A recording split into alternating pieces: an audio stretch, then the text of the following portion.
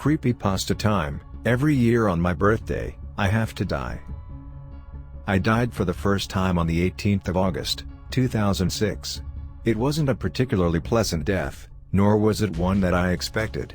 It was simply the random act of violence that destroyed my life. And it came out of nowhere. We were just relaxing at the pub, enjoying a few drinks after a busy day at work. It was my turn to buy a round of drinks, so I was trying to get the attention of the bartender. I felt someone punch me in the side. At first, I thought someone had just hit me, but then I felt the warmth, and the rapid stream of blood pouring down my shirt.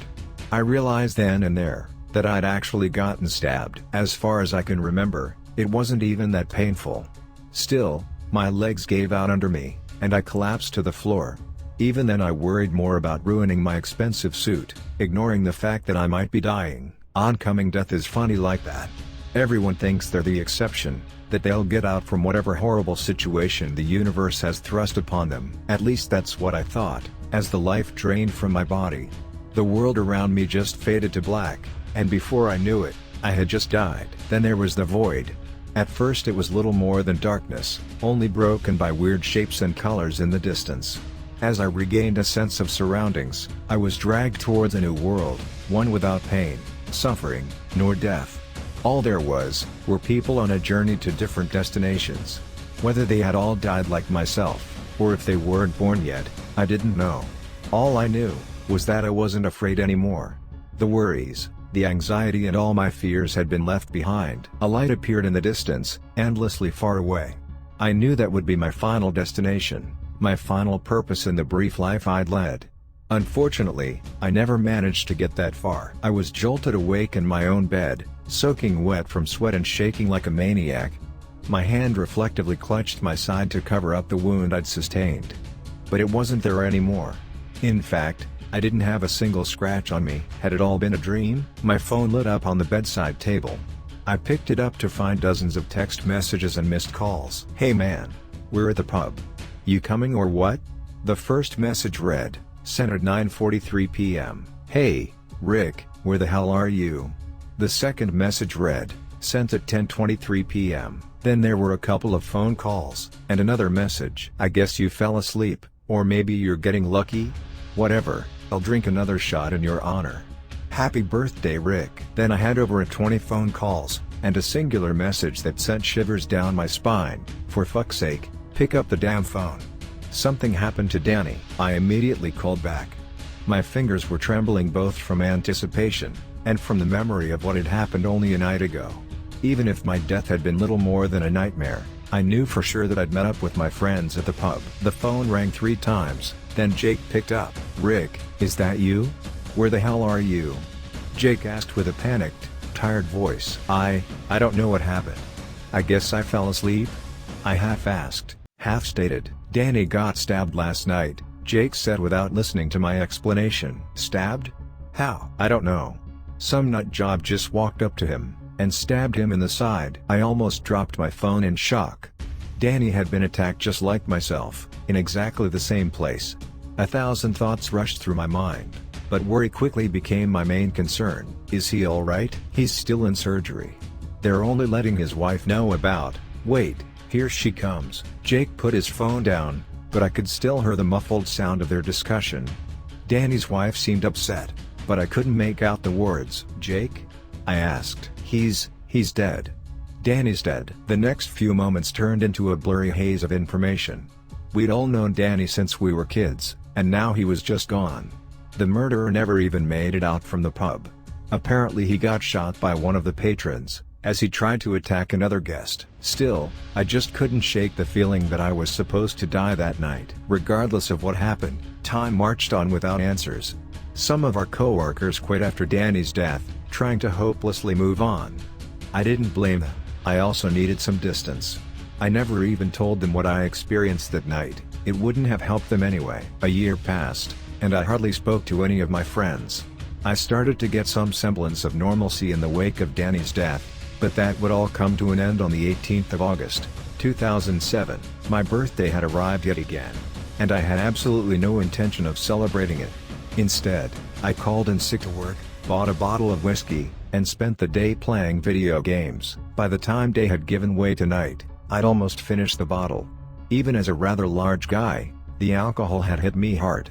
At around 9 o'clock, I just passed out in bed, awaiting a horrible hangover in the morning. I only awoke around midnight, when I heard the front door forcefully break open, followed by footsteps and whispers.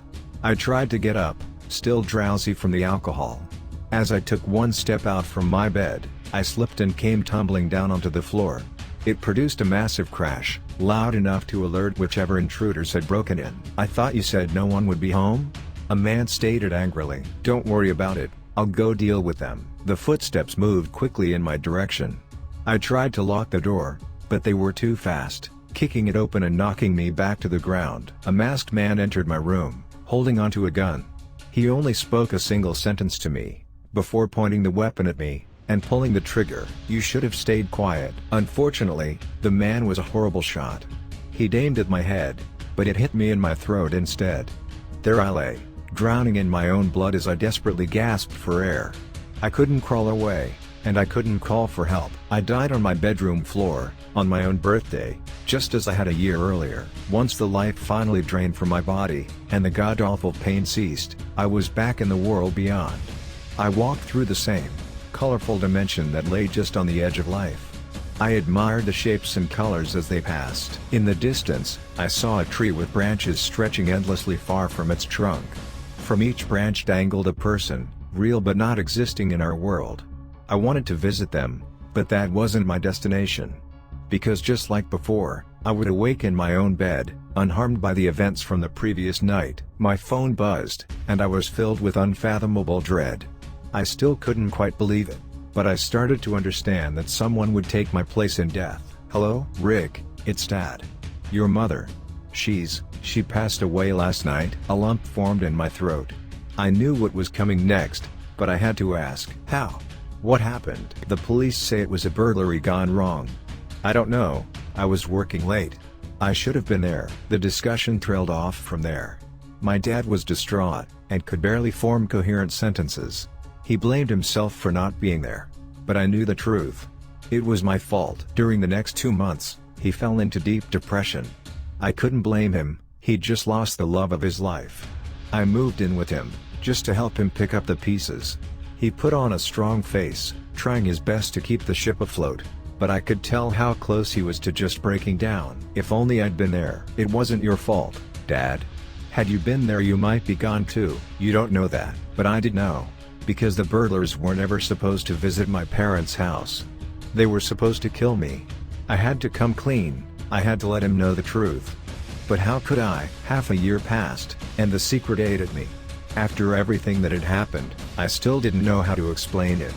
Still, I decided it was time to share my curse. "Dad, can we talk?" "Yeah, what's going on?"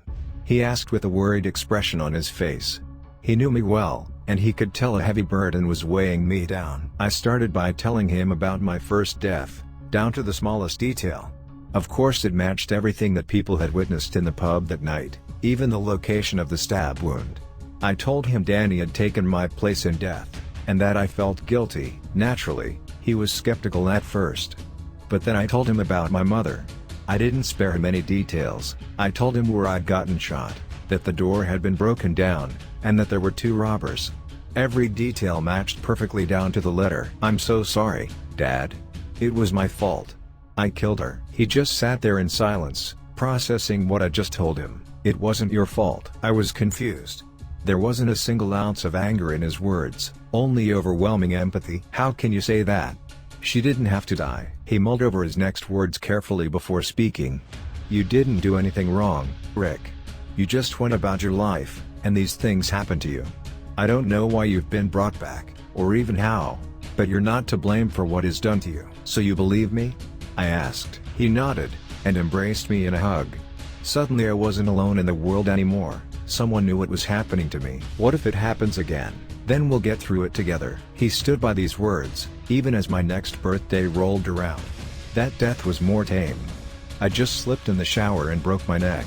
The last thought that went through my mind as I left the world for a 3rd time, was, how fucking cliché. Once again, I awoke in my bed. I called out for my dad, making sure he was still alive, horrified that he might have taken my place. I couldn't even breathe until he came rushing to my side, asking what had happened. I broke my neck.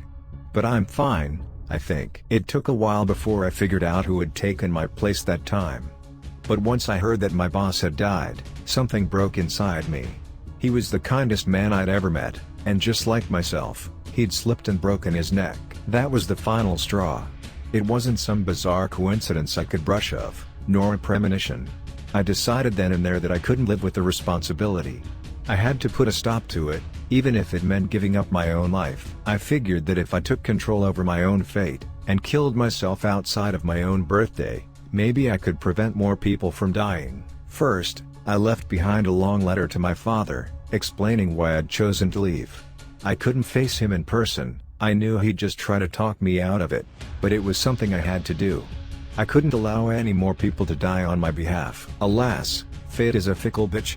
No matter how hard I tried, I just couldn't end my own life. I tried hanging, but the rope broke. Then, I tried to shoot myself, but the gun jammed. When that failed, I tried to drive my car into a tree, but I somehow survived that as well. Any attempt was met with failure. All I could do was to wait for my next birthday, and let someone die in my place. No matter how many times I tried, I couldn't die. I was a slave to destiny, and it was destroying me. In 2009, I was hit by a drunk driver, and my girlfriend took my place. In 2010, I drowned, and my kind neighbor had to go through that death. In 2011, I died from a brain aneurysm, which ended up killing my aunt, and so on, and so on. Each year I'd die, and a person close to me would take my place. I kept trying to find a way out, but fate wouldn't have it. Years went by, and on the 18th of August, 2019, I would die for the 14th time. I'd already fallen sick a week earlier, much to the doctor's confusion. According to each and every laboratory value, I was fine, yet I kept getting sicker. My father and I both knew my time was near, but we also knew I'd be forcefully brought back. Then, at midnight on my birthday, my heart just gave out. I was jolted awake in my own bed, and the sickness was little more than a distant memory. "Dad?" I called out. No response. I got out of bed, and called his name again. I was met with silence. I didn't have to call out a third time, I already knew what had happened. I carefully walked into his room, horrified at what I knew would come. He was dead.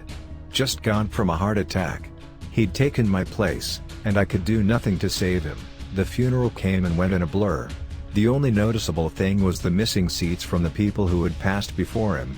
Some of them had lived their own lives, and died as nature intended, but a number of them were supposed to live on. Instead they'd just taken my place in death. I inherited a number of things from my father. Among them, I found a letter addressed to me. It looked rather worn, so I could tell he'd written it a long time ago. "Dear Richard, today is your birthday, and it has officially been a year since your mother passed. While I miss her greatly, I'm thankful to still have you around.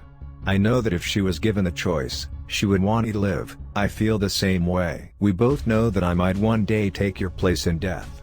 Never doubt that I would happily give my life, if it means that you may live. You didn't choose this curse, so never blame yourself. Just do what every person is supposed to. Appreciate the people around you, because you never know which day might be their last. I love you, Dad." Since I read that letter, I've been looking for a way out. My father might want me to stay behind, but how can I live on, knowing that I'm taking someone's place? I've long since left town, living by myself in a cabin somewhere away from people. Hopefully, if I have no one left that cares for me, people will stop dying. At least until I can figure out not only how to die, but how to actually stay dead. I'm sorry.